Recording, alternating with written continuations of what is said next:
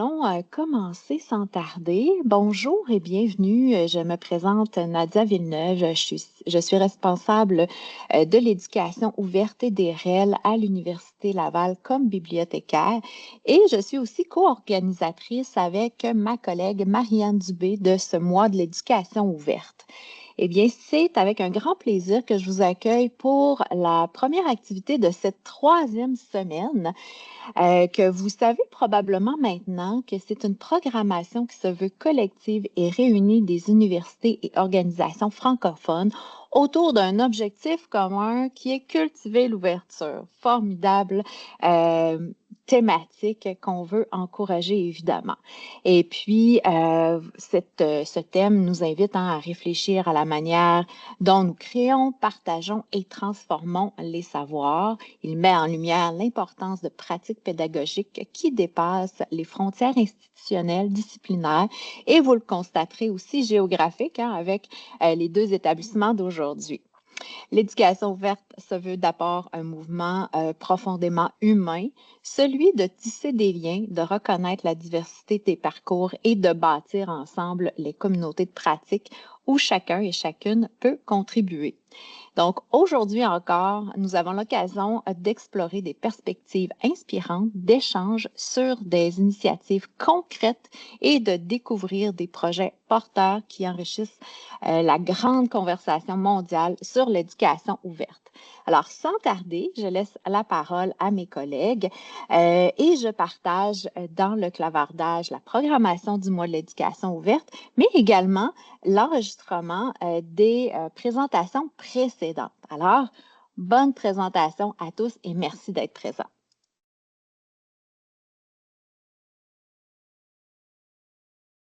Merci Nadia. Est-ce que vous devriez voir mon écran en ce moment? Oui. Oui, Parfait. c'est bon, Marianne. Super. Donc, je vais commencer. Merci beaucoup à tout le monde d'être là. C'est vraiment très excitant de partager notre expérience ensemble, en plus, une conseillère pédagogique puis une bibliothécaire. Donc, je vais commencer par me présenter dans la deuxième diapo. Oui, donc mon nom, c'est Olivia Fernandez-Pereda. Je suis bibliothécaire, entre autres choses. Ça va faire 5 ans que je travaille à Polytechnique, donc c'était mon premier emploi comme bibliothécaire, puis je suis là, puis je suis contente à Poly. Puis, un de mes dossiers qui n'existait pas quand je suis arrivée, c'est les REL/éducation ouverte. Donc, c'est un dossier, vous allez le voir dans la présentation, qui s'est bâti depuis 2021. Donc, je vais vous raconter ça dans la présentation. Bonjour tout le monde, moi je m'appelle Marianne Dubé, je suis conseillère pédagogique dédiée au REL et à l'éducation ouverte à l'Université de Sherbrooke.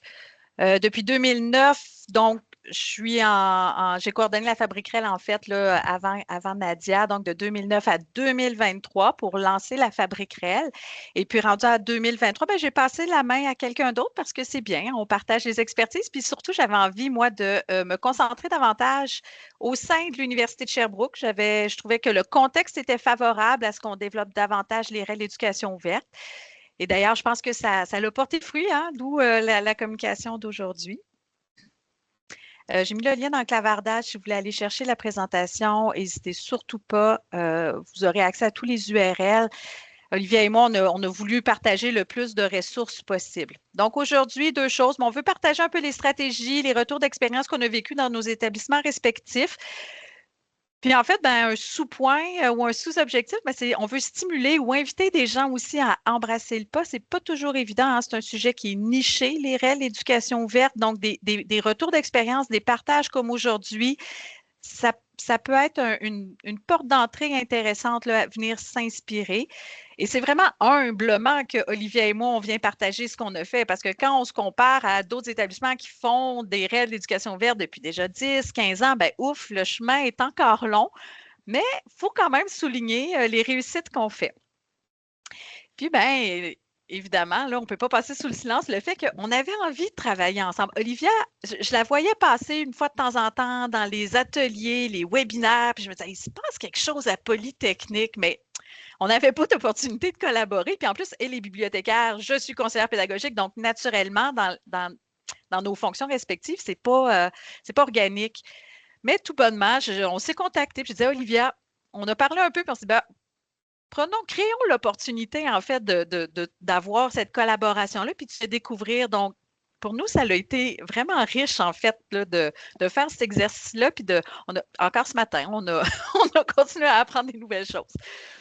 Donc, voilà, un déroulement très simple en 5 étapes. On va aller, puis ça va être très simple. Hein? On a les contextes, les jalons incontournables, puis nos collaborations, les réalisations qu'on a faites et les suites, qu'est-ce qu'on voit dans nos établissements respectifs. Donc, on commence par Apolli, puis ensuite, moi, je vais compléter avec qu'est-ce qui se fait à UDS. Donc, pour chacun des sphères de discussion, on va fonctionner comme ça. Puis, on a prévu des moments d'interaction après le segment 2, le segment 3, le segment 4. Donc, on a quand même prévu un moment de discussion à la fin, mais sachez que tout au long de la discussion, on ne vous fera pas patienter jusqu'à la fin. C'est bon? On y va. Super. Donc, on va commencer par le contexte et la culture organisationnelle de Polytechnique Montréal. On trouvait que c'était très important de mettre cela de l'avant parce qu'on va présenter vraiment deux institutions qui sont vraiment différentes. Donc, Polytechnique Montréal, ça fait quelques années, il s'appelait École Polytechnique de Montréal parce que c'était l'école d'ingénierie de l'Université de Montréal. Donc, en ce moment, on est affilié à l'Université de Montréal et à HEC, qui serait l'école de business, on va dire. Puis, on est tous vraiment dans le même campus. Par contre, on reste une institution indépendante.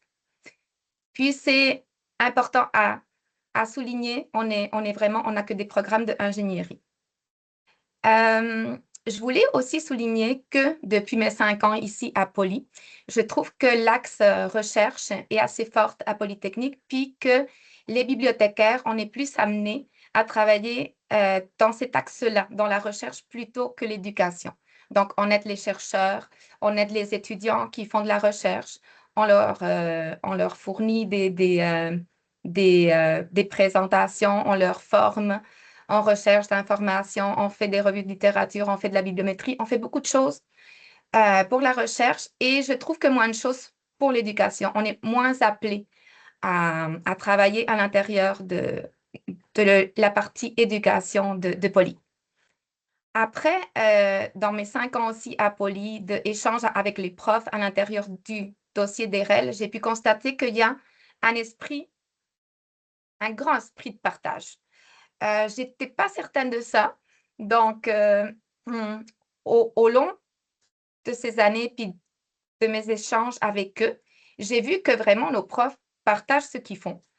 Mais parfois, ils ont une méconnaissance des REL, des licences ouvertes ou de comment partager leur contenu. Mais je trouve qu'ils le font très bien avec leur communauté déjà en éducation du génie. On a aussi quelque chose que moi, je pensais qui était normal au Québec, mais que j'ai compris que non. On a un statut de prof qui s'appelle maître d'enseignement. Donc, c'est vraiment des profs qui n'ont pas une charge en recherche. Donc, ils sont vraiment plus poussés à innover en pédagogie. Donc, vraiment, c'est quelque chose de clé, je trouve, à Polytechnique, parce que ces profs-là, ils vont essayer d'innover à l'intérieur de leurs cours, de créer du contenu et des manières d'enseigner vraiment, vraiment dans l'innovation. Aussi, ça prend un peu la suite avec l'innovation pédagogique. Donc, je trouve qu'à Polytechnique, on a une envie vraiment, vraiment d'innover en générique, donc en recherche, mais aussi en pédagogie. On a le bureau d'appui à l'innovation et la pédagogie. Donc, c'est mes collègues conseillers pédagogiques. Ils ont chaque année des montants d'argent pour pousser les profs à faire des projets à l'intérieur de leurs cours pour innover. Donc, il y a le fonds d'action à la pédagogie stratégique, les FAPS. Donc, c'est très important, je trouve, de voir ça, le financement qui est donné pour l'innovation pédagogique. Après, j'ai voulu mettre le développement durable. Donc, on a le bureau de développement durable et sociétal. Donc, je trouve que c'est important de le signaler parce que depuis quelques années, Polytechnique a une envie et un besoin, je trouve, un besoin sociétale d'intégrer à l'intérieur de tous les parcours en ingénierie le développement durable. Donc, c'est quelque chose qui peut paraître facile quand on le dit, mais ce n'est pas facile du tout parce que parfois les profs sont laissés à eux-mêmes. On leur dit, oui, vous devez intégrer ça, mais comment le faire? Donc, il y a une envie, un besoin aussi pour les étudiants de le faire. Puis, on va voir aussi après dans les jalons et les réalisations pourquoi c'est important. Donc, je travaille vraiment beaucoup avec le bureau du développement durable et sociétal de Poly. Aussi, je voulais mettre de l'avant qu'on a une politique sur le droit d'auteur. Donc, comme vous le savez, les licences ouvertes, les REL et l'éducation ouverte vont travailler à l'intérieur du droit d'auteur. C'est important de connaître le droit d'auteur. Puis, on a une politique assez vieille. Donc, ça date de 20 ans. Puis, elle est en révision en ce moment. Puis, à l'intérieur de cette politique, c'est vraiment très clair que les profs, le personnel enseignant qui ont vraiment des postes de professeurs et maîtres d'enseignement gardent leurs droits d'auteur sur le contenu qu'ils vont créer. Mais par contre, les autres employés de Polytechnique, c'est pas si clair. Si on lit vraiment la politique, moi, j'ai mes doutes. Donc, voilà pour ça. C'est comme un petit frein à la réalisation et au partage, on va dire, de ressources éducatives libres.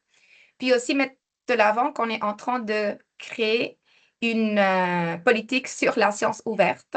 Donc, j'espère bien que cette année, on va la voir naître, puis on va être vraiment content.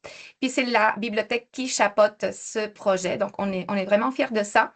Puis à l'intérieur de cette politique, on va vouloir pousser aussi le fait que l'éducation ouverte travaille avec la science ouverte, puis peut-être on va arriver à avoir une politique comme l'UDES sur les REL. Donc, voilà pour le contexte de Poly. Merci, Olivia. Moi aussi, là, comme Miguel, bravo pour le travail en cours pour la politique sur la science ouverte. Hein, puis on le sait, un des extrants pour communiquer les extrants de la science ouverte, mais on utilise les REL. Donc, ça va être un bon levier pour vous. Côté Université de Sherbrooke, j'ai pris le temps quand même de donner le grand pédigré de l'université parce que dans la liste d'inscrits, je voyais qu'il y avait des gens qui ne venaient pas nécessairement du Québec. Donc, l'Université de Sherbrooke, c'est une université avec 3 campus qui sont physiquement dans 3 villes différentes. Et là, il y a des facultés. Donc, contrairement à Polytechnique où on traite du génie, nous, on a 8 facultés avec différents sujets. On a plus de 400 programmes, plus de 33 000 étudiants. Donc, au Québec, on pourrait dire qu'on est une université peut-être de taille moyenne, mais on est une université à charte. Ce qui est intéressant de savoir, c'est que dans les statuts de l'Université de Sherbrooke, donc à l'article 3, on mentionne qu'on a une mission de formation ouverte. Et je vais ici le mettre, je trouvais ça intéressant de le mettre. En ce moment, on est en exercice de planification stratégique. Hein, il y a eu un roulement au niveau du rectorat. Et tout récemment, on voit sur la page de l'université, la mission, se consacre à la formation ouverte, la promotion de savoir critique, quête de nouvelles connaissances. Donc, ça fait partie de la ligne de départ pour ensuite ce qui va être vision, valeur et planification stratégique. Bon, là, si je clique sur vision, tu sais, c'est pas encore fait, là. Ça doit être travaillé en ce moment. C'est vraiment le début de l'exercice stratégique. Mais je voulais quand même mentionner que quand je dis que c'est un contexte favorable à l'Université de Sherbrooke pour l'ouverture, effectivement, ça fait partie de la mission et de ses statuts.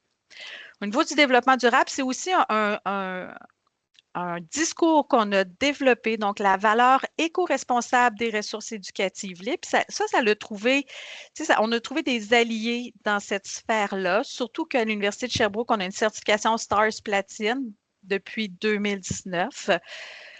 Encore aussi depuis 2019, l'Université de Sherbrooke a assumé la direction de la Fabrique REL, donc c'est quand même un financement ministériel qui est signé par notre vice-rectrice aux études et à la vie étudiante. Donc, ça reste qu'une reddition de comptes à faire avec les instances ministérielles. Donc, tout ça a fait partie de l'appropriation de l'objet des ressources éducatives libres. Et en 2024, on a eu notre politique institutionnelle. Je vais quand même la montrer. Vous irez la voir. Donc, c'est vraiment une vraie politique institutionnelle qui a été approuvée dans les instances avec un numéro. Elle est quand même toute simple. Hein? Elle tient sur 10 pages, ça incluant 2 annexes. Et puis, ben, ça cadre en fait pourquoi une politique sur les réels, c'est quoi les principes directeurs, rôle, responsabilité de chacun, les différentes parties prenantes. Puis elle est elle-même aussi une REL. Fait que c'est un premier document administratif de l'université qui est une REL. Olivia a parlé des fonds d'innovation pédagogique. Nous aussi, on en a. Et depuis tout récemment, dans le guide pour soumettre un projet d'innovation, à la section 1, donc, on fait mention des REL. Donc, vous voyez, ça commence à rentrer dans les instances. Ça, c'est le guide pour soumettre un projet d'innovation pédagogique. Donc, c'est un financement. Puis là, ça se peut que je pense que c'est 20 000 sur 2 ans. Et quand on vient ici dans la présentation du fonds, donc, vous voyez, mis à disposition de la communauté en tant que ressource éducative libre via une plateforme de dépôt. Donc, tu sais, on souhaite que un ou des extraits du matériel pédagogique qui est produit dans le cadre du projet d'innovation pédagogique soient rendus disponibles. Donc là, on est vraiment dans un souci de mutualisation des innovations pédagogiques. Donc, ça commence à rentrer dans et on voit dans les demandes de projets qui sont déposées, le personnel enseignant comprend de mieux en mieux ce qu'est une REL. C'est pas encore gagné, mais quand même. Puis, au niveau du contexte, pour terminer, ben, il y a moi, je suis dédiée à 100% sur les REL, éducation ouverte, puis il y a mon collègue Miguel qui est ici présentement, qui lui, ben, il a une tâche à 50% dédiée aux REL, au niveau des bibliothèques. Donc, on va passer maintenant au jalon 2, nos incontournables, puis après la section du jalon 2, on aura une période de questions, discussions au besoin. Oui. Donc, comme j'ai dit dans ma présentation, moi, je ne connaissais pas les REL.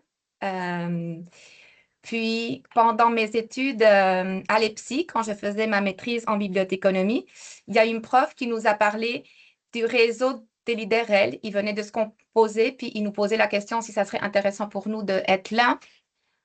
Puis, il y avait aussi la possibilité de voir si on pouvait être pris pour un bootcamp des licences Creative Commons.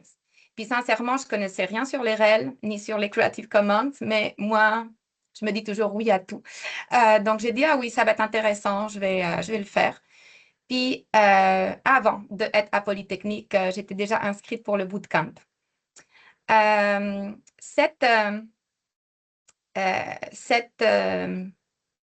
Comment dire, ce jalon d'être là dans le réseau de leaders, puis aussi de faire le bootcamp, ça m'a vraiment aidé énormément parce que j'ai connu beaucoup de monde au Québec qui travaillait bien dans les bibliothèques, bien qui étaient conseillers pédagogiques à peu près dans toutes les universités. Donc, moi, que je venais vraiment d'un autre monde complètement différent, ça m'a outillé vraiment beaucoup, ça m'a donné beaucoup de liens. Puis, on va le voir aussi dans les réalisations. Après, l'autre jalon incontournable, ça a été en 2023, la collaboration avec le BAIP. Moi, quand je suis arrivée, comme je vous dis, j'étais vraiment pas avant bibliothécaire, donc je savais pas très bien comment ça fonctionnait à Polytechnique. Puis, je voulais vraiment mettre en avant les REL, donc je me suis dit, les conseillers pédagogiques, c'est eux qui voient les profs, c'est eux qui sont vraiment proches de l'éducation, puis d'aider les profs à innover en éducation. Donc, je leur ai approché, puis on a fait une belle collaboration qui continue, puis je vais vous le raconter après aussi. La troisième collaboration, c'était avec le Bureau de développement durable et sociétal. Ça a été très drôle parce que moi, j'ai une formation en biologie et développement durable, puis il y avait un collègue avant moi qui avait ce dossier-là que moi, je voulais. Donc, mon collègue, que je l'aime beaucoup, beaucoup, beaucoup, il est à Trois-Rivières, mais il m'a laissé le dossier, donc il est parti. Il me manque, mais bon, j'ai le dossier de développement durable, donc voilà. J'équilibre d'être contente et triste. Puis, ça m'a aidé parce que j'ai fait beaucoup de liens avec les gens du développement durable. On a un guide avec eux qui nous aide à mettre à jour.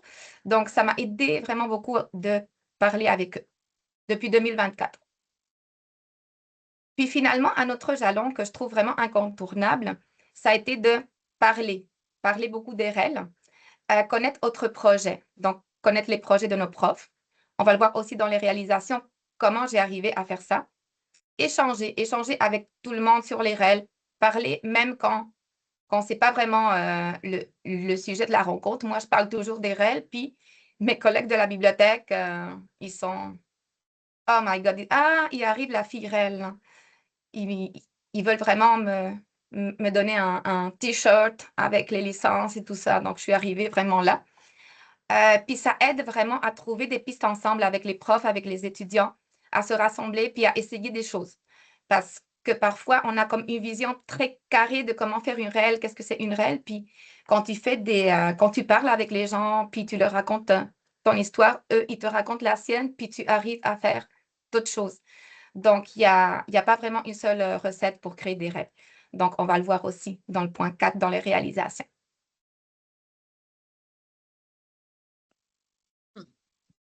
Merci, Olivia. De mon côté, moi, il y a 6 jalons que j'ai trouvés qui étaient vraiment importants pour nous puis qui mettent de l'avant aussi les collaborations qu'on avait. Donc, c'est sûr, Fabriquerel, depuis 2019, Fabriquerel, c'est un projet qui est inter-établissement, mais puisqu'il était hébergé à Sherbrooke, bon, on avait quand même l'administratif à faire, mais on a pu développer le réseau francophone. La formation des réseaux des leaders réels, formation Creative Commons dont parlait Olivia, on en a fait partie, on s'est formé aussi, puis c'est là on s'est réseauté avec davantage de gens dans d'autres établissements francophones, anglophones, Concordia aussi, McGill. Donc, ça a été vraiment intéressant, 2019.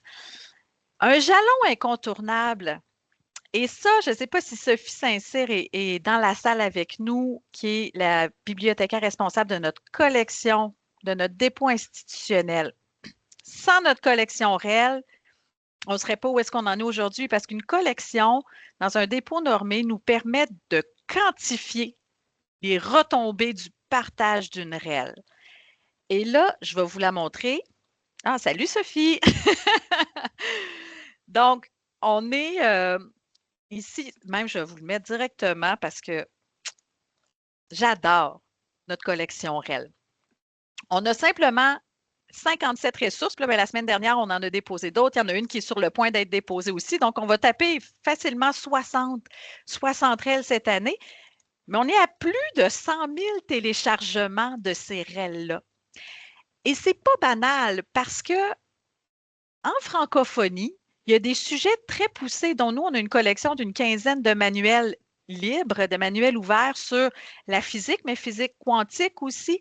Donc, c'est un sujet très avancé qui n'est pas édité en français. Donc, on voit les zones de téléchargement qui viennent de partout en francophonie et c'est des quantités de téléchargement qui sont vraiment, qui sont très signifiants. Donc, ça, c'est pas banal. Pour moi, c'est vraiment, sans Sophie, j'y serais jamais arrivée à faire la démonstration auprès des plus hautes instances universitaires que ça marche, les REL. Troisième jalon, moi, je travaille pour le service pédagogique. L'acronyme, c'est le SSF, Service de soutien à la formation. Et nous, c'est sûr que j'étais à la Fabrique REL, mais j'étais rattachée quand même administrativement au SSF. Et là, durant la COVID, on a eu un mandat à la Fabrique REL qui était de faire des REL sur la formation à distance, FAD. Et là, on a mobilisé les collègues du SSF pour faire des REL FAD. Fait que là, OK, quelle licence on met? On partage? Oui, on veut partager. Donc, ça a été un contexte vraiment favorable pour l'adhésion aux valeurs du libre, puis au fait de partager puis de mutualiser les ressources qu'on partage et qu'on crée ici. Donc, nous, au SSF, on n'avait pas accès à notre belle collection REL dans Savoir UDS parce que ce sont des REL disciplinaires qui s'adressent à des personnes étudiantes dans le cadre d'une activité pédagogique. Donc, notre alternative, et ça fait un peu moins de 2 ans qu'on l'exploite, on a un espace Zenodo qui est dédié à nous, les collègues du SSF, et on y dépose, donc on est rendu à 84. D'ailleurs, c'est là qu'on a déposé notre support de présentation aujourd'hui. Puis on a plusieurs, vous pouvez y aller avec des mots-clés de recherche. Et on a encore une fois si je vais avec, par exemple, celui qui a le plus de téléchargements, nos ressources sur l'intelligence artificielle, regardez, on a des balises d'utilisation artificielle qui dépassent le 15 000 téléchargements. Alors, on se dit, wow! Tu sais, quand on parle de motivation, que ça fait du sens de partager, parce que créer une ressource pour soi, là, ça se fait assez vite. Mais amener une marche de plus pour la rendre diffusable, ça prend un petit peu plus de temps. Donc, ça vaut la peine. Et on voit que la notice a été vue 8000 fois, mais le téléchargement 15 000 fois. Et ça, c'est la puissance des métadonnées et du moissonnage. Donc, ça vaut la peine de mettre en place des plateformes de partage. Puis là, ben, cette collection-là, ben, on est à plus de 35 000 téléchargements. On doit être près du 40 000 probablement. Là, ça fait un petit bout qu'on ne peut pas aller chercher les stats. Et là, ce qui est important de dire, c'est que oui, c'est la collection du SSF, mais on a collaboré avec, encore une fois, les bibliothèques et la Fabriquerel. Parce que c'est avec les travaux et les investigations qu'on a faites à la Fabriquerel, on a fait des essais-erreurs. Puis là, je suis retournée au SSF, j'ai dit, hey, je pense qu'on est prêts, nous aussi. Là, on vient de faire des expériences à la Fabriquerel, puis je pense qu'on est mûrs pour nous aussi aller vers Zenodo. Donc, c'est important les collaborations. Je vous l'ai dit, moi, bon, un autre jalon important, c'est le fait d'avoir des personnes dédiées au REL dans un pourcentage établi d'une tâche. Parce que si les REL, c'est un dossier parmi d'autres, ben, force est de constater que ça va être toujours le dossier qui va se retrouver dans le bas de la pile, hein, parce que c'est un sujet qui est niché souvent. Donc, il faut vraiment dégager du temps, un pourcentage de tâches qui est vraiment dédié à ce projet-là. Donc, nous, ça a été des jalons. On voit vraiment une différence, une distinction marquante à partir du moment que Miguel, bibliothécaire qui est aussi avec nous, s'est joint là, à l'équipe pour les REL. Évidemment, je vous l'ai montré, notre politique institutionnelle en novembre 2024, ça a été co-rédigé services pédagogiques et bibliothèques, puis ça l'a fait ou ça l'a circulé aussi dans les instances. Et ça, en fait, c'est que c'est un levier incroyable. Quand je rencontre des équipes programmes, des personnes enseignantes qui me disent OK, c'est beau les REL, mais qu'en pense l'université? Ah, ben justement, l'université a une politique et s'est positionnée favorablement pour l'utilisation, la création et la diffusion de REL. Ah, c'est intéressant. Donc, ça me donne un levier incroyable. Et là, ben là, c'est un jalon. C'est drôle à dire parce que c'est comme présentement, ça, c'est l'hiver, j'aurais dû mettre 2026, en fait, mon erreur. Mais c'est tout récemment, on a quand même, on contribue activement, Miguel et moi, à explorer Pressbooks, l'instance partagée du PBUC. Donc, encore là, je mets de l'avant la collaboration entre Miguel et moi, mais la collaboration aussi du Partenariat des bibliothèques universitaires du Québec qui offre une plateforme partagée sur Pressbooks. Là, on a 4 manuels, dont 3 avaient été financés par la Fabriquerel. Puis là, il y en a 2 autres qui sont dans les coulisses, qui sont prêts à sortir bientôt. Et Miguel et moi, on développe. OK, comment on accompagne? C'est quoi tes expertises? Mon expertise? Comment on peut arriver à des REL de qualité? OK, comment on va le diffuser, ça, dans notre collection REL, la version HTML? Donc, on travaille fort. Puis je tiens à mentionner que Miguel fait partie aussi d'un comité, d'un groupe de travail au sein du PBUC. Donc, nos expérimentations, nos tests, nos réflexions, bien, il peut le ramener aussi au consortium des bibliothèques pour amener, en fait, pour partager plus rapidement les retours d'expérience. Fait qu'on est vraiment en posture d'ouverture. Questions, réactions, interactions? On a un petit moment. Bien, Marianne, j'ai précisé dans le clavardage que tu étais correct avec 2025, mais c'était à l'automne. Donc, c'est une entente qui s'est concrétisée entre le PBUC et les établissements participants, qui était la suite d'un projet pilote qui a duré peut-être plus que 2 ans, qui était mené par l'ETS. Donc, on a accès quand même à la plateforme Pressbooks depuis un petit bout de temps, mais officiellement depuis l'automne 2025. C'est ça. Puis je pense que ce que je voulais dire, c'est qu'activement, Miguel et moi, on a commencé à regarder l'objet, là, depuis l'automne passé, mais je pense que c'est vraiment en novembre qu'on a vraiment embrassé avec un vrai projet qu'on appelle notre projet zéro. Projet zéro pour nous, pour se faire les mains, c'est vraiment maintenant qu'on est là-dedans. Fait que c'est encore. Est-ce que c'est à mon avis, le grand jalon, ça va être cet hiver pour nous, là. On va dire, ben, c'est là qu'on prépare notre offre de service puis qu'on l'a vécu une fois. Ouais. C'est beau avoir la plateforme, mais encore faut-il bien offrir le service, je pense. Ouais. Moi aussi, je voulais préciser une petite chose. Ma collègue Elisane, qui est en train de faire justement la politique de laquelle je vous parlais, je l'ai appelée de sciences ouvertes, mais c'est libre accès. Je suis très optimiste. Mes enfants me le disent toujours que je suis très optimiste. Donc, pour moi, le libre accès, ça rentre quand même dans la science ouverte, mais c'est la politique sur le libre accès. Donc, je voulais seulement le préciser parce que je n'ai pas bien mis les mots. J'étais trop optimiste. Il y a Merci. une précision que Elisanne a ajoutée dans le clavardage. Ben, écoutez, s'il n'y a personne qui partage, moi, ça m'étonne aussi de voir que deux établissements d'enseignement supérieur qui ont des réalités différentes vont avoir des leviers différents. Donc, c'est pas un parcours linéaire, hein, les ressources éducatives libres. Donc, c'est vraiment intéressant de voir quelles sont les opportunités que chacune d'entre vous ont prises par rapport à ça. Donc, c'est vraiment intéressant. C'est une belle observation. Merci, Nadia. En effet, hein, il y a plusieurs chemins. Puis je pense qu'il faut vraiment miser, capitaliser sur la culture interne de chaque établissement, adapter son discours en fonction de la partie prenante à laquelle on s'adresse. Mm. N'hésitez pas à lever la main ou encore le clavardage si vous êtes gêné de prendre la parole. Donc, 3, 2, 1. Il ne sera jamais trop tard. On a gardé un moment de discussion pour la fin. Maintenant, pour les réalisations. Oui. Donc, les réalisations, je vous disais, ça découle vraiment des 4 jalons que je vous ai présentés.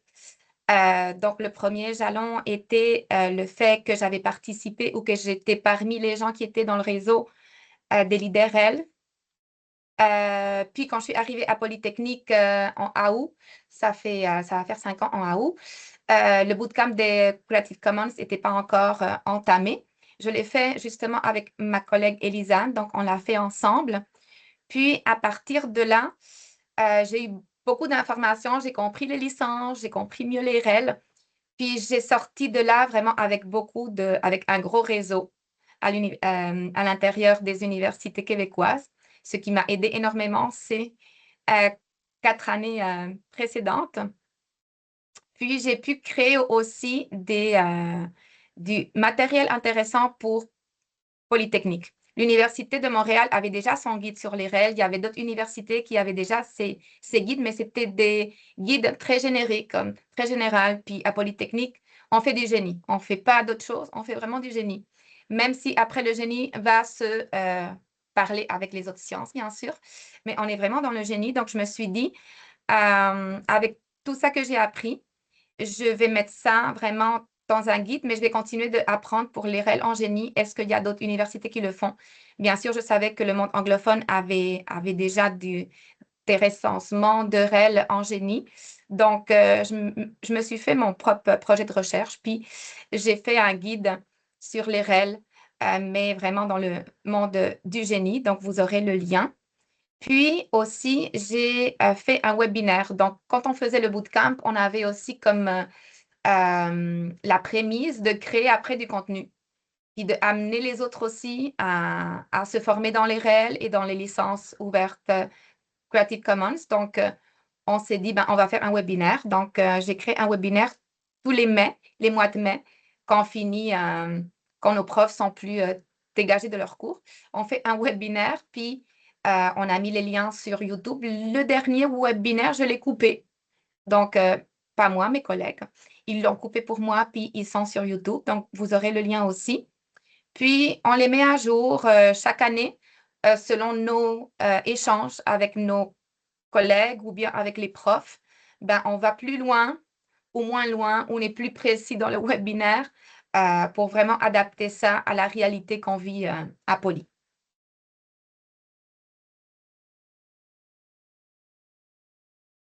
Pour le jalon numéro 2, donc, on s'était parlé de la collaboration avec le Bureau d'appui à l'innovation et la pédagogie, donc les conseillers pédagogiques, mes collègues. Donc, ça a été très important, cette collaboration.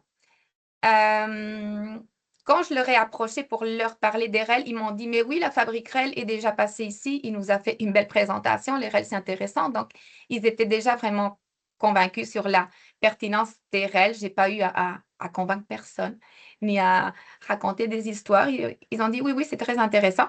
Donc, je leur ai dit, étant donné que vous avez, vous, une offre pour faire des beaux projets d'innovation pédagogique, ça serait intéressant de parler des REL et de proposer aux profs de créer des REL ou au moins leur donner la possibilité de créer les REL.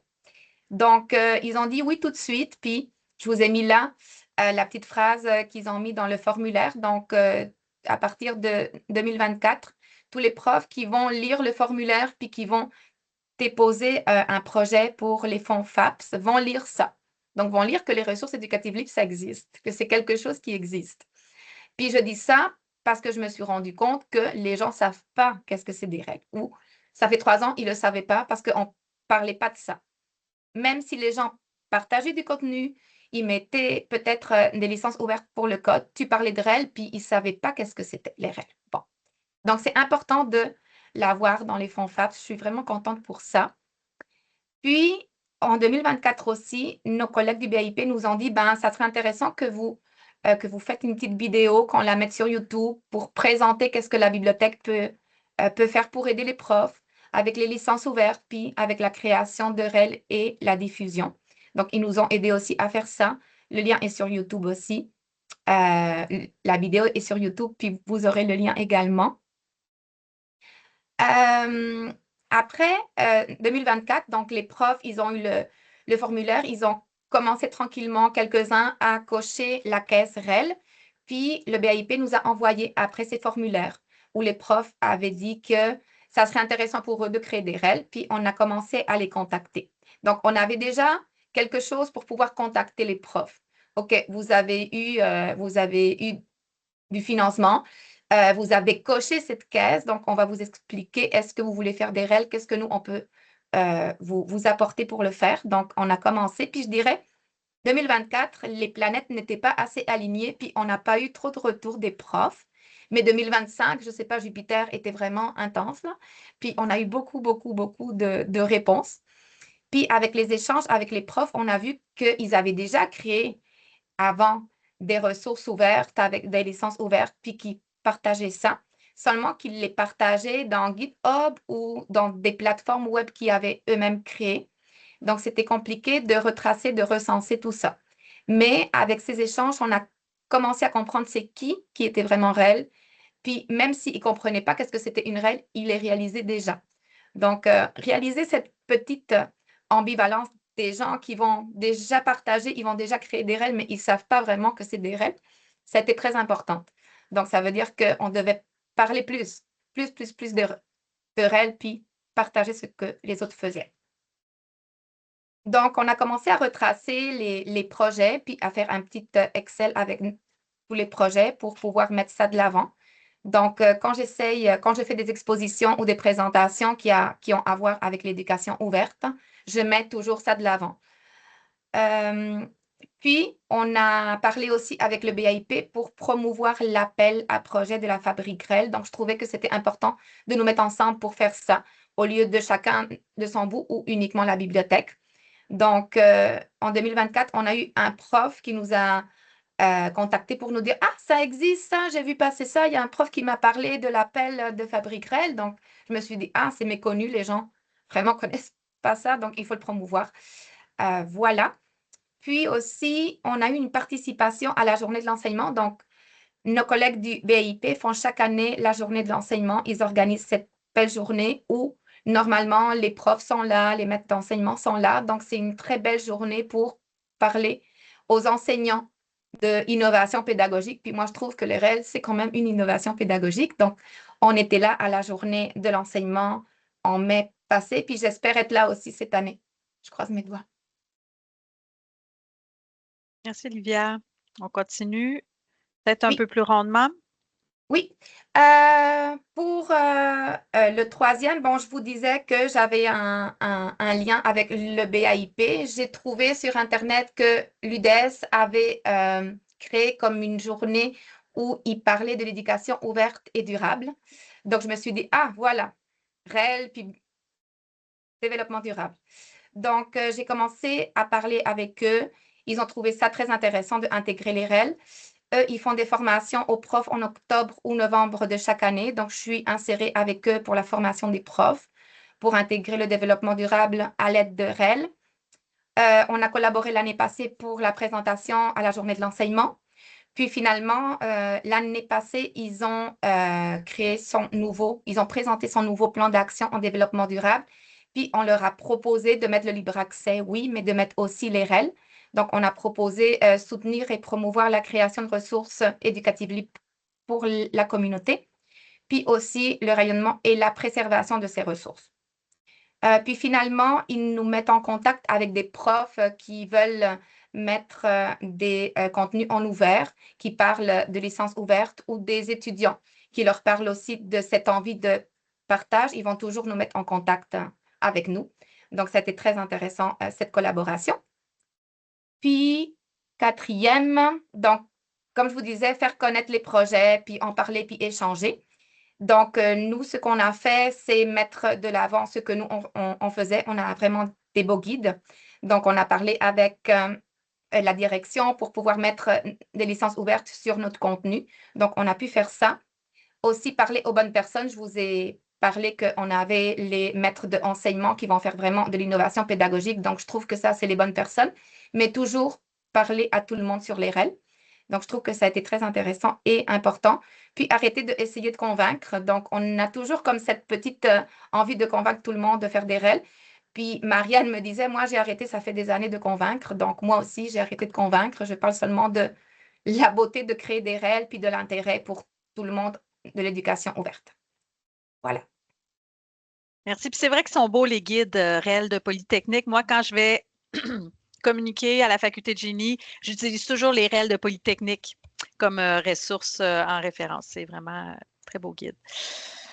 De notre côté, moi, je vais y aller en 4 sphères d'action. C'est comme ça que je vois un peu nos réalisations. Là, je les catégorise. Fait qu'il y a une sphère qui va être plus former, s'informer. Nos grandes actions structurantes qu'on a déjà passées, donc ça va aller rondement. C'est quoi nos actions puis nos réalisations en ce qui a trait à la diffusion et le rayonnement et finalement nos partenariats. Donc, au niveau des réalisations, ce que je ne vais pas toutes les passer, mais ce que je veux mettre de l'avant ici, c'est les collaborations que je fais avec les gens des bibliothèques. Par exemple, atelier main sur les touches avec mon collègue Miguel. Accompagnement, soutien personnalisé, je travaille en étroite collaboration avec, encore une fois, mon collègue Miguel. On essaie à chaque année d'offrir des conférenciers, une conférence avec un expert de contenu international. Donc, on avait eu Sylvain Chatry qui était venu nous parler du droit d'auteur spécifiquement pour les ressources éducatives. Professeur Lilia Cheniti aussi pour tout ce qui est un Learning Lab ouvert. Colin de la Higuera qui a une chaire de recherche REL UNESCO. Donc, en collaboration avec les bibliothèques, pas seulement UDS, mais de d'autres aussi bibliothèques, on a fait une semaine du libre accès en octobre, durant laquelle on a parlé des REL, mais pas que. Donc, c'est important les collaborations dans les réalisations parce que c'est un sujet qui est tellement niché, les REL, que c'est important d'aller créer, en fait, des alliances ailleurs pour que le sujet commence à s'intégrer dans les différentes sphères d'action de l'université. Et voilà. Alors, c'est ça. Puis, peut-être en dernier, puis j'y reviendrai aussi, c'est important de communiquer sur les REL. Donc, moi, j'utilise la plateforme. On a un blog au SSF, on a un magazine pédagogique. Donc, de manière ponctuelle, j'essaie vraiment d'écrire, soit pour mettre en valeur des REL qui viennent d'être diffusés, l'obtention de financement ou un article qui porte sur les REL, le nombre de télécharges, les 5 REL les plus téléchargés. Donc, hashtag REL dans la sphère le plus possible, il faut en parler. Action structurante, j'en ai parlé aussi, je ne vais pas les repasser, mais ce qui est important de comprendre, c'est qu'à l'université, comment ça a fonctionné, c'est qu'on était vraiment en mode ascendant-descendant. Donc, on a travaillé, tu sais, faire des REL, OK, une collection REL, on en a, ça fonctionne. Puis en haut, la direction de la fabrique REL, OK, une politique institutionnelle sur les REL.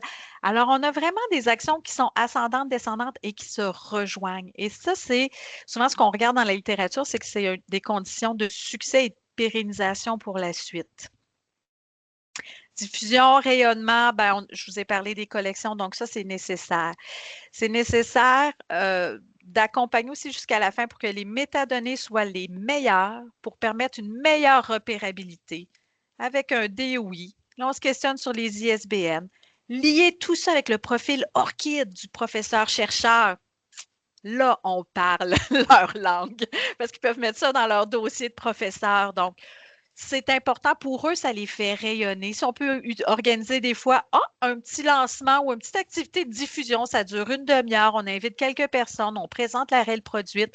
Donc, c'est important de penser à ce rayonnement-là et à la diffusion des REL. Des partenariats, on en parle depuis le début de manière explicite ou implicite, mais c'est dans l'ouverture, hein, pour s'assurer d'avancer de manière solide. Moi, je ne gagne rien là, à avancer toute seule à l'Université de Sherbrooke. J'ai aucun gain. Mais si plusieurs universités du Québec avancent sur l'éducation ouverte, ben là, j'ai un sérieux gain. Donc, on a tout à gagner de créer des collaborations. D'ailleurs, la communication d'aujourd'hui, c'est ça aussi, là. Puis vous ne savez pas, dans les coulisses, Olivier et moi, on a déjà mis 3 profs, Poly et UDS, ensemble pour la création de REL. Ça a permis de faire plus de collaboration.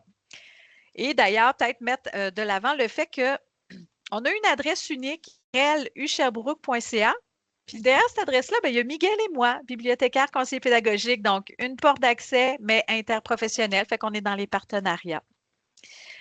Puis il y a une main ouverte et c'est parfait, en fait, si vous voulez poser des questions. Je pense que c'était Alix, je ne sais pas si c'est une vraie main ouverte, mais un petit moment si vous voulez discuter, interagir ou réagir.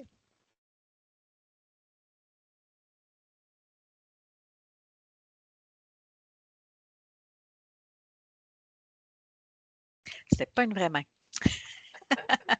C'est une réaction, mais en tout cas, on s'est trompé d'option. C'est ça. On avait prévu, puis là, le temps passe, puis je fais peut-être une proposition. Tu sais, notre prochain jalon, c'était les suites pour nous. C'est sûr qu'on a des projets dans nos cartons, mais je suis aussi curieuse. Tu sais, on est quand même une vingtaine dans la salle aujourd'hui. Puis je ne sais pas si Olivia, si tu es d'accord, est-ce qu'on prenne peut-être quelques minutes à prioriser les gens dans la salle? Moi, j'aimerais savoir vos dossiers, vos suites à vous, parce qu'on parle de collaboration, mais là, si on est juste deux à parler, peut-être que qu'est-ce que tu en penses, Olivier? Est-ce que ça te convient? Oui, il faudrait voir s'il y a des gens qui travaillent dans les REL, si ces dossiers, c'est vraiment éducation ouverte et REL, parce que c'est compliqué d'aller vers le futur si on n'est pas encore là ou si ce n'est pas vraiment notre dossier. Donc, où les gens sont en ce moment avec l'éducation ouverte puis les REL? Ça peut être des initiatives très simples, très humbles. Mais si vous êtes d'accord, je prendrai quelques minutes simplement pour vous donner la parole, en fait, pour partager en ce moment, respectivement, on travaille sur quoi? À différentes échelles. Hein? Écoute, Marianne, pour encourager les gens, je pourrais mentionner que l'Université Laval travaille à faire son dépôt de REL avec donc l'outil qui est en place pour Corpus avec DSpace, mais séparé. Alors, on travaille fort là-dessus. On attend de voir aussi la présentation qu'il y aura la semaine prochaine pour s'inspirer avec Néo. Donc, une belle collaboration avec l'équipe projet, l'équipe technique, moi, puis sans doute d'autres personnes qui vont se greffer à ce projet-là. Voilà. C'est magnifique, bravo. Puis je vous souhaite que ce soit une action, un jalon aussi important que ça l'a été pour nous, votre collection REL.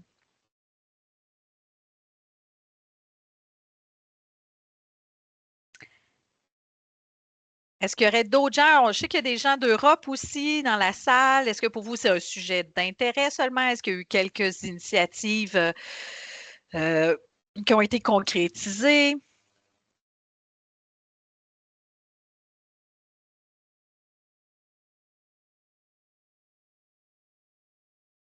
C'est lundi, c'est ça le problème, je pense.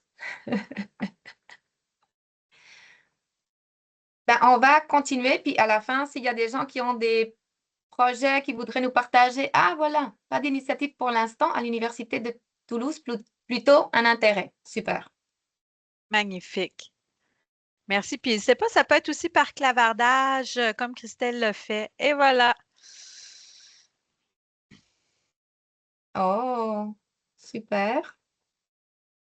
Merci beaucoup de partager. Ça nous donne aussi des idées à nous. Parfait. Ben, on est prêts, nous, à partager aussi nos suites. Il reste quelques minutes. On va y aller avec les plus pertinentes en espérant s'inspirer les uns les autres. Puis n'hésitez pas à continuer en même temps dans le clavardage parallèlement. Oui, donc nous, ça a commencé un peu en 2025, mais ça continue bien sûr en 2026. Donc, comme je vous disais, on fait un repérage des REL. Donc, il y a beaucoup de profs qui ont déjà créé des choses ouvertes, qui sont vraiment des REL, mais on ne sait pas où ils sont. Donc, j'essaye de les repérer. Puis, plus je parle, plus il y a des profs qui me disent, ah, mais moi, j'ai ça, hein, mais moi, j'ai ça. Donc, c'est très intéressant. LinkedIn aussi nous aide à ça. Donc, on fait un repérage de métadonnées dans notre dépôt institutionnel. Puis, on fait aussi un dépôt de cela qui n'a pas été déposé. Parce que, comme je vous disais, il y a beaucoup de monde qui ont des choses dans GitHub, sur une autre plateforme qui est déjà déposée, mais on a des profs qui ont certains contenus qui ne sont pas déposés. Donc, on a créé aussi notre Zenodo. On fait un projet de transformation de MOOC parce que Polytechnique s'est investi beaucoup à créer des MOOC les dernières années. Nos profs et nos conseillers pédagogiques ont créé beaucoup de MOOC. Le Bureau de développement durable aussi. Donc, on fait un projet de transformation de MOOC qui n'avait pas nécessairement une licence REL, mais qui l'aurait maintenant. Donc, on est dans une transformation, je crois, plutôt institutionnelle de MOOC vers les REL. On est en train de créer notre offre de service. Donc, avec tout ça que je fais en ce moment, que nous faisons à la bibliothèque avec les profs, tous les projets qui commencent à sortir, on est en train de créer l'offre de service pour l'automne. Donc, on va la lancer vraiment en automne pour dire qu'est-ce que la bibliothèque va faire exactement pour aider les enseignants à créer et à diffuser leur contenu en REL.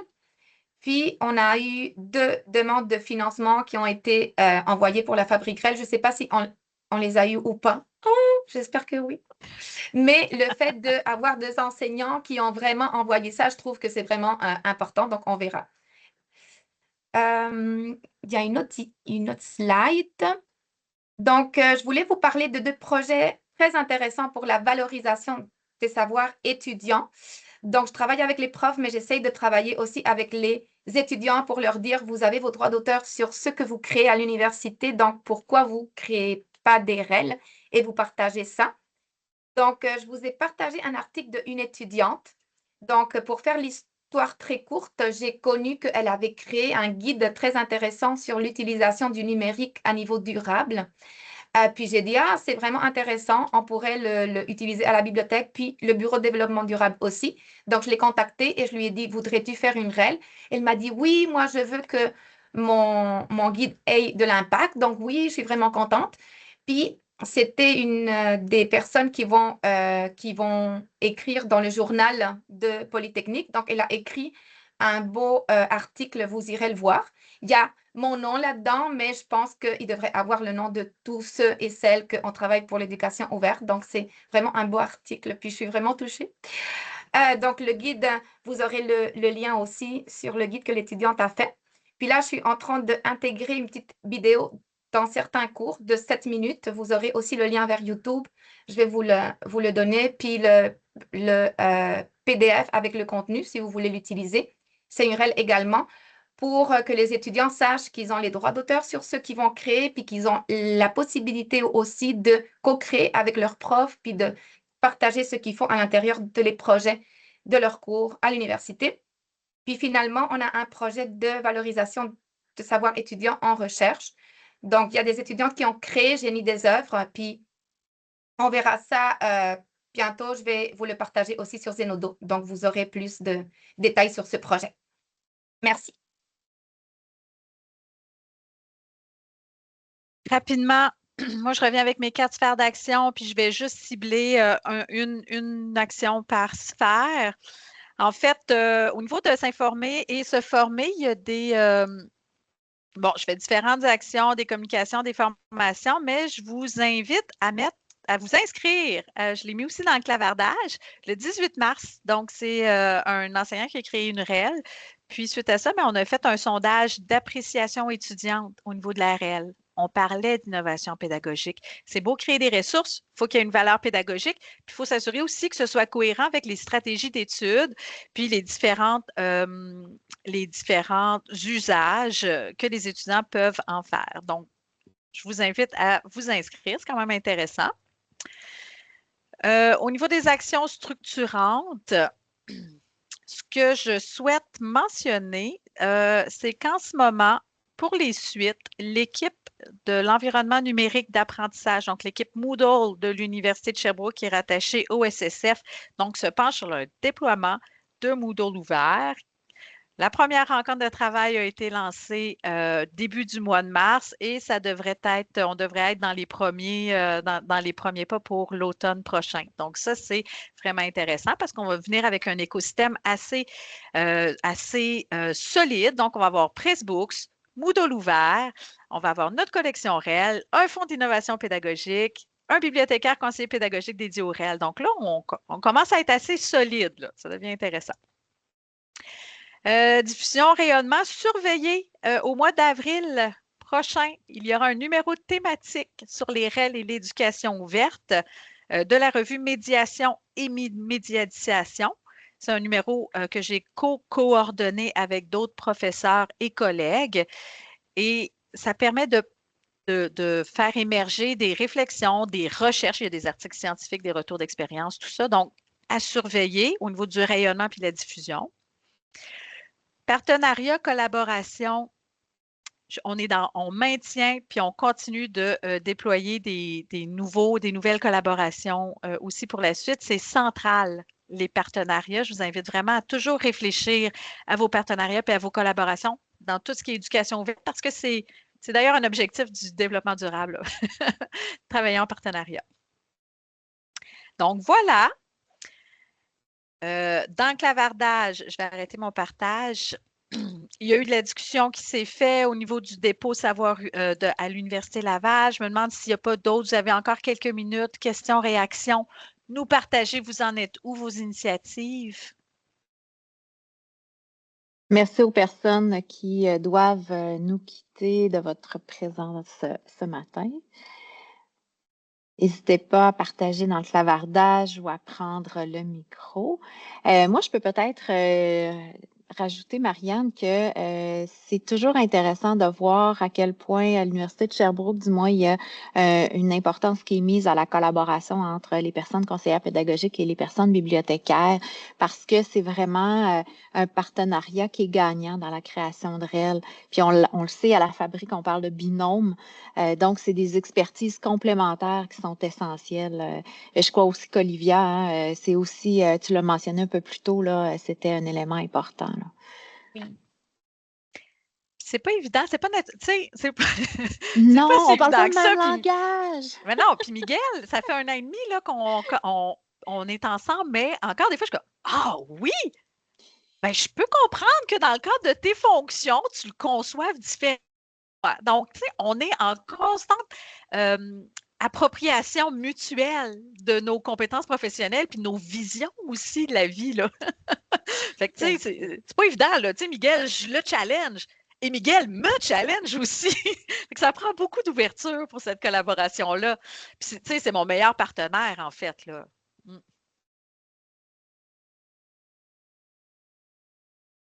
Questions, réactions?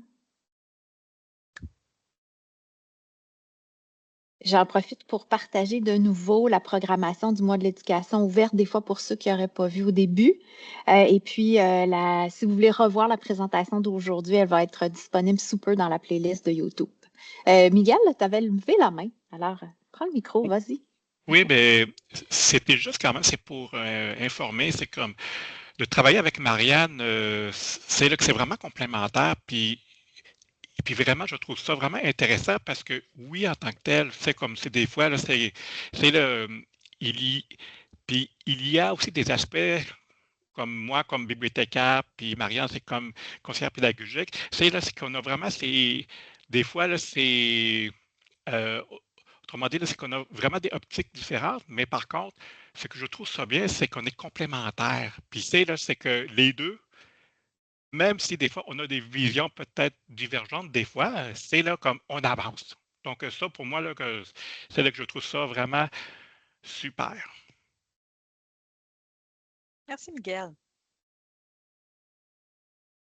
J'ai partagé de nouveau votre présentation d'aujourd'hui.